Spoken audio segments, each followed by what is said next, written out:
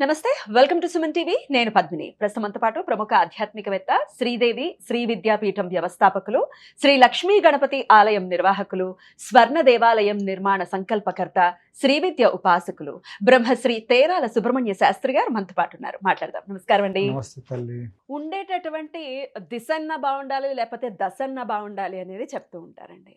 దశ ఎలా ఉన్నా కూడా మనం ఉండేటటువంటి ఇల్లు అంటే దిశ ఏమాత్రం తేడాగున్నా చాలా ఇన్స్టెంట్‌గా దాని రిజల్ట్ ఇవ్వటం అనేది జగమెరిగిన సత్యం. అయితే వాస్తు అనేది డెఫినిట్‌గా ఎవరి జీవితంలోనైనా చాలా ప్రామినెంట్ రోల్‌ని ప్లే చేస్తుంది. మరి వాస్తుకి సంబంధించి ఎటువంటి జాగ్రత్తలు ఖచ్చితంగా తీసుకోవాలి? ఇంట్లో ఉంటున్నామంటే ఇది ఆమోదయోగ్యంగా అయినటువంటి ఒక ఇల్లు. ఇందులో మాత్రం ఉండడానికి వీలుంటుంది. ఈ ఇళ్లల్లో మాత్రం ఉండొద్దు అని ఢంకాబద్ధంగా చెప్పే అంశాలేమైనా ఉన్నాయా? ప్రేక్షకులకి చెప్తారా? తప్పకుండామ్మా. మనం ఎన్నో విషయాలని మనం గతంలో చర్చించాము. అవునండి. ఆధ్యాత్మికంగా వాస్తు శాస్త్రము పట్ల ఉండబడేటువంటి ఒక ధర్మ సందేహాలు కూడా భక్తులు అడుగుతున్నారు. సరే, మనకు అవగాహన ఉన్నంత వరకు అమ్మవారు మన చేత పలికించినటువంటి ఒక అంశాలను మనం తెలియజేస్తూ పోతున్నాం. వాస్తు శాస్త్రములో కొన్ని సందర్భాల్లో నేను వెళ్ళినప్పుడు అక్కడ మాట్లాడేటువంటి ఒక మాటలు అవన్నీ కూడా నేను వింటున్నప్పుడు ఇది ప్రేక్షకులకి తెలియచేస్తున్న అంశాల్లో హ్మ్. ఒక భాగంగా ఒక గురువుగారు వచ్చారండి. ఈశాన్యం పెరిగిందని కట్ చేయమన్నారు. ఇంకొకళ్ళు వచ్చేసి నైరుతి, ఇంకొకళ్ళు వచ్చేసి ఇది చెప్పారు. అంటే మొత్తానికి వాస్తు పేరుతో ఇల్లు పీకి పందిరి చేసేస్తున్నారు. మేము ఏది పీకి ఏది మళ్ళీ తలకిందులు పెట్టి తపస్సు చేసినా అటు గ్రహాలకు సంబంధించినవి చేస్తున్నాము, ఇటు దైవ సంబంధమైనవి చేస్తున్నాము. చివరికి మిగిలిపోయింది ఇది ఒకటే అనిపిస్తుంది. ఒకవేళ దీన్ని ఏమైనా పీకి పాకం పెడితే మళ్ళీ ఏమైనా కొత్తగా ఏమైనా కలిసి వస్తుందని ఆలోచనతో చేస్తున్నాము. ఏంటండి అనే దీని పట్ల ప్రేక్షకులకి వాటి పట్ల ఉండబడే అనుమానాలను నివృత్తి చేసే క్రమంలో ఒక విషయాన్ని అయితే నేను చెప్పగలుగుతాను. భగవంతుడు ఒకటి రాసి పంపిస్తాడు, దాని ప్రకారంగానే ప్రతిదీ నడుస్తుంది. అందులో ఎటువంటి మార్పు చేర్పు లేదు. మనం ఒక గురువు దగ్గరికి వెళ్ళినా, ఒక వాస్తు ప్రకారంగా వెళ్ళినా, ఒక దేవాలయానికి వెళ్ళినా, ఎప్పుడు ఎవరిని కలవాలనేటువంటిది మనం ఏ కుక్క పిల్లని పెంచుకోవాలి, ఏ ఆవును పెంచాలి, ఇప్పుడు ఈ నిమిషం ఇక్కడ స్టూడియోలో కూర్చొని మాట్లాడిన భగవంతుడు అట్లా డిసైడ్ చేశాడు. ఖచ్చితంగా. శంకర యమలీల సినిమాలో తనికెళ్ళ భరణి గారు ఇక్కడ డిసైడ్ చేసావు ఏందన్నా అని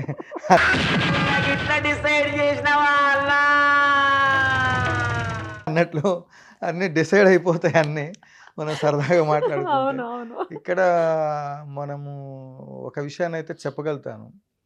కాశీ క్షేత్రానికి వెళ్ళాను ఆ మధ్య నేను. వారాహి నవరాత్రులలో అక్కడ అమ్మవారికి సంబంధించి యాగం చేద్దామని. సరే, అక్కడికి వెళ్ళిన తర్వాత అంత కాలినడకనే ప్రయాణము. నేను ఫస్ట్ టైం వెళ్ళటము, ఓపిక లేక ఎప్పుడు ఈ అనుష్ఠానాలు, ఈ పూజలు, యాగాలు ఇవే సరిపోయింది. కాశీ ఎప్పుడు వెళ్ళలేదు. సో నేను అక్కడికి వెళ్ళిన తర్వాత అన్నిటినీ గమనించాను. అన్ని ఇరుకుగా దగ్గర దగ్గర చిన్న చిన్న గదులు ఉన్నాయి. మరి అసలు వాస్తు శాస్త్రము గురించి వారణాసి క్షేత్రంలో ఉన్నటువంటి వాళ్ళు మరి వాళ్ళకి తెలీదా?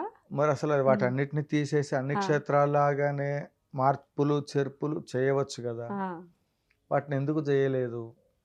తర్వాత చాలా వరకు పల్లెటూర్లలో ఉన్నంత వరకు ఎక్కడున్నప్పటికీ కూడా వాళ్ళ జీవన గమనాలన్నీ కూడా వాళ్ళు పూర్వీకులు, మా ఊళ్ళో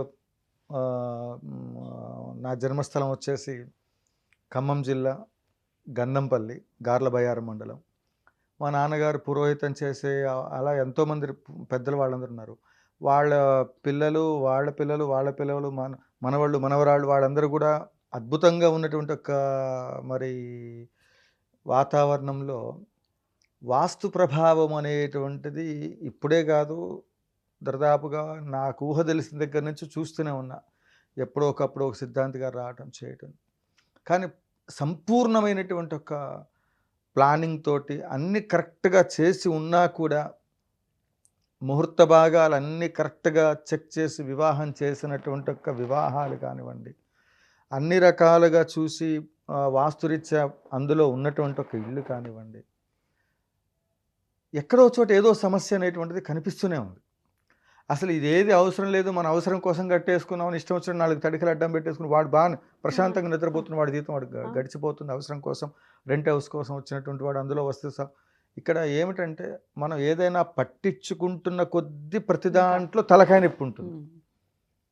అవేవి పట్టించుకోకుండా వాస్తు శాస్త్రము అనేటువంటిది మనము నిష్ణాతులైనటువంటి మరి నిపుణులను మనకు వాళ్ళు ఎక్కడ దొరుకుతారండి అని అంటే ఇందులో కూడా అనేక రకాలైనటువంటి ఇబ్బందులు, అన్ని రకాలైన పరిస్థితులు ఉన్నాయి. సరే, ఏదో రకంగా ఉన్న దాని ప్రకారంగా మనం నిర్మాణం చేసుకున్నాం, బాగానే ఉంది. అయినప్పటికీ కూడా వాటి యొక్క పరిస్థితులు గృహంలో ఏదైనా వాస్తురీత్యా ప్రాబ్లమ్స్ ఎందుకు వస్తాయంటే, ఒక దేవాలయం అవ్వచ్చు, లేకపోతే దేవాలయం ప్రతిష్టా ముహూర్తం, ఇంటికేమో గృహప్రవేశ ముహూర్త నిర్ణయం, మనిషికైతే డేట్ ఆఫ్ బర్త్, పెట్టే ముహూర్త బలం సక్రమంగా ఉండాలి. అది ఉన్నప్పుడు అది ఎలాంటి పరిస్థితుల్లో ఉన్నా కూడా ఆ ముహూర్త బలం చేత కలిసి చక్రశుద్ధి అన్ని రకాలుగా చేయవలసినటువంటి ఆ ముహూర్త భాగంలో చూడవలసినటువంటి ఒక పద్ధతులన్నిటిని కూడా పాటించి చక్కగా చూస్తే ఎట్లాంటి దోషాలు రావు. వాస్తు దోషాన్ని నివారణ చేయగలుగుతుంది ముహూర్త భాగం. ముహూర్తానికి అంత బలం ఉంది. ఒకవేళ జన్మతః వీడికి దోషాలు ఉన్నాయి అనుకుందాం, వాడి జీవితంలో అసలు ఎదుగుదలే లేదనుకున్నటువంటి వాడికి వివాహం అయిన తర్వాత వీడి జీవితం మార్పు వస్తుందేమో అని ఎందుకంటారంటే, పెళ్ళొచ్చిన వేళ గుడ్డొచ్చిన వేళ అంటే వాళ్ళిద్దరికీ ఆ మాంగళ్య బలం, ఆ ముహూర్త నిర్ణయం, ఈవెన్ ఉపనయనానికి కూడా ఇదే చెప్తారు, చాలా చాలా ఇంపార్టెంట్ రోల్. ఉపనయన సంస్కారంలో కూడా సరైన ముహూర్తాన్ని నిర్ణయిస్తే అతనంత విద్వాంసుడు ఇంకొకడు ఉండడు. ఒక్క ముహూర్తానికి అంత ప్రియారిటీ ఉంటుంది. అలానే ఏ విషయంలోనైనా సరే ఆ ముహూర్త భాగాన్ని మనం పసికట్టగలిగి దాన్ని నిష్ణాతుల చేత 1కి 10 సార్లు ప్రయత్నం చేసి టైం ఇచ్చి మనం వాటిని ప్రయోగం చేస్తే ఎలాంటి వాస్తు దోషాలైన నివారణ జరుగుతుంది. ఇదొక భాగం. గృహ నిర్మాణం చేసే సమయంలో ఉదాహరణకి నాకు ఒక 30 సంవత్సరాలు వచ్చినాయి. చిన్నప్పటి నుంచి కష్టపడుతూ ఈరోజు వివాహం, భార్య, పిల్లలు, కుటుంబ వాతావరణం వచ్చిన తర్వాత ఇల్లు కట్టుకోవాలనిపించింది. దాని డబ్బులు సమకూర్చుకునేసరికి 40 ఏళ్ళు. శంకుస్థాపన చేసేటప్పుడు దాంట్లో శంకుని పెడతాం. ఆ శంకు చెక్కతో తయారు చేయబడి ఉంటుంది. దాని యొక్క ఆయు ప్రమాణం ఓ 25 ఏళ్ల తర్వాత శంకు అనేటువంటిది శిథిలావస్థకు వెళ్తుంది. అలా ఆ శంకు ఎప్పుడైతే జీర్ణ వ్యవస్థకి వెళ్ళిపోతుందో దాని ఆయుష్ తీరినట్లు లెక్క. ఆ ఇంటికేనండి. దేవాలయానికైతేనేమో రాతిది పెడతారు, దీనికైతేనేమో శంకు చెక్కతో తయారు చేసి పెడుతూ ఉంటారు. ఆయా సాంప్రదాయాలు పెట్టి ఆయా చెక్క మనం పెట్టి 25 ఏళ్ల తర్వాత ఎట్లా అండి మరి దాన్ని? అందుకు వాస్తురీత్యా సోమకాసుర భంజనాయ శ్రీ మహావిష్ణవే అని మధ్యస్థ విభూతిం దే అని ఆ మంత్రంతో మత్స్య యంత్రాన్ని స్థాపితం చేసుకుని వాస్తు యంత్రాన్ని అదే సమయంలో పెట్టుకోవటం ఒక పద్ధతి. ఇప్పుడు శంకుస్థాపన సమయం. ఇప్పుడు మొత్తం కూడా అపార్ట్మెంట్ కల్చర్ వచ్చింది. అసలు అది లేదు మనకు. ఆ వాస్తు శాస్త్రం ఉన్నప్పుడు ఆ స్థితి లేదు.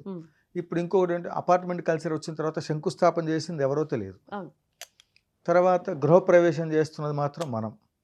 అందువల్ల ఆ సమయంలో ఎవరైతే ఈ వాస్తురీత్యా ఉండబడేటువంటి ఒక దోషాలు కానీ ఇతరత్ర అంశాలు వాళ్ళందరికీ సంబంధించిన దాంట్లో పరిపూర్ణమైనటువంటి ఒక ప్రాబ్లమ్స్ మనం అన్ని రకాలకు కూడా క్లియరెన్స్ చేసుకోవాలి. వాస్తురీత్యా ఎలాంటి దోషాలైనా పోవాలి అంటే రేపు రాజశ్యామల అమ్మవారి యొక్క యాగంలో వాస్తు యంత్రాలను కూడా ఉచితంగా మనం పీఠం తరపున ఇస్తున్నాము. మీకేమైనా వాస్తురీత్యా ప్రాబ్లమ్స్ ఉన్నాయని ఉన్న ఇల్లు పీకి పందిరి పెట్టకుండా ఆ యంత్రాన్ని మీరు పెట్టుకొని మీరు తొందరగా అభివృద్ధిలోకి వచ్చి స్వర్ణాలని మీకు తోచింది ఇవ్వండి. తప్పకుండా. ఎట్లా పెట్టుకోవాలండి ఆ యంత్రాన్ని? మామూలుగా మీరు ఎవరికి ఎలాంటి యంత్రాలు కావాలనుకున్నా మీరు సత్తుపల్లి యాగశాలకు వచ్చి తీసుకోవడం ఒక భాగం. ఎక్కువగా ఫోన్లు చేసి విసిగించకుండా మీ పోస్టల్ అడ్రస్ తెలియచేసి వాట్సాప్ పెట్టండి. మీకు ఏదైనా స్వామివారికి, దేవాలయానికి, యాగానికి ఏదైనా సహాయ సహకారాలు అందించాలనుకుంటే స్క్రోల్ అవుతున్న నెంబర్లకి ఫోన్పే చేసి మీకు చేతనైంది చేయండి. సర్వే జన సుఖినో భవంతు. ఖచ్చితంగా వాస్తుకి సంబంధించి ఏదైతే యంత్రం ఇస్తారో అది పెట్టుకుంటే అన్ని దోషాలని కూడా అది హరిస్తుంది అని చెప్తున్నారు. చాలా చక్కగా తెలియజేశారండి. కృతజ్ఞతలు. నమస్కారం. కామాక్షి.